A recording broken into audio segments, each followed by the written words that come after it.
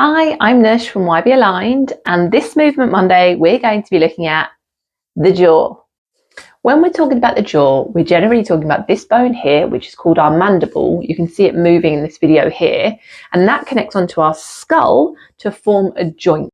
Without wanting to bore you by getting too technical, this joint is actually called your temporomandibular joint, and it's abbreviated to TMJ.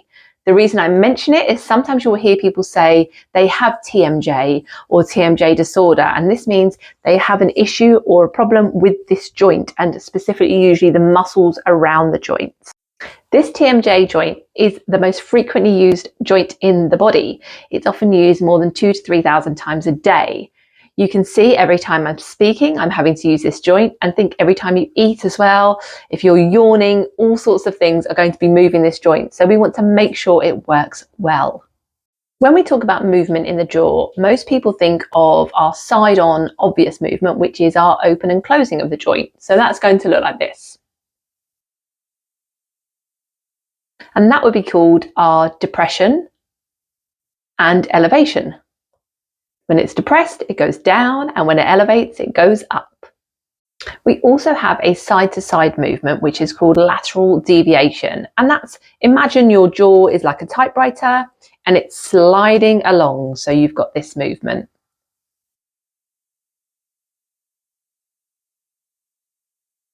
Very attractive. We also have another movement which is viewed side on, which is called protraction and retraction. Again, a bit like a typewriter, and then it's sliding forward and back. And we would think of this as our bottom teeth moving beyond our top teeth, and then they're moving behind. So I'll try and show you that with my teeth. We've got protraction moving forward. And then retraction is when it's coming back and it's giving us that lovely double chin. Usually at this stage in the video, I will give you some practices to try to encourage those movements back into the body. However, with the jaw, simply trying those movements regularly is going to be enough to help slowly build and encourage that movement, and also keep that joint moving in those directions. However, I would say something important here. To avoid tension and any pain and discomfort when trying these movements, we want to be as relaxed as possible. One thing to ensure is that we haven't got our head forward when we're doing these. A lot of people have got a head forward posture, which means their ear or their head or their neck is ahead of their body or of their shoulders. We want our ear to be nicely stacked over our shoulders when we try these movements to take away the tension. Now, if you are someone who's got slightly more head forward posture, you can try standing against a wall with the back of your shoulders and the back of your head connected to a wall.